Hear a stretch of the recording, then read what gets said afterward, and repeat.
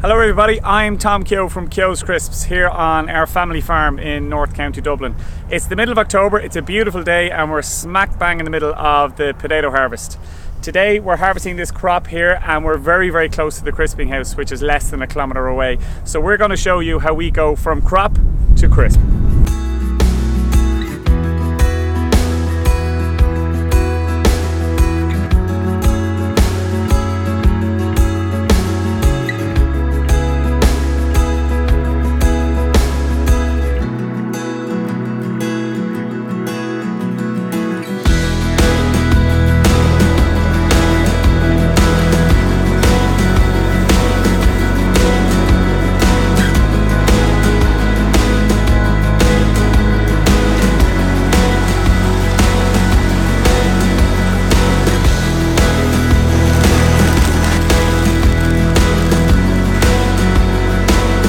And that's it. Moments ago this bag of crisps was actually still growing.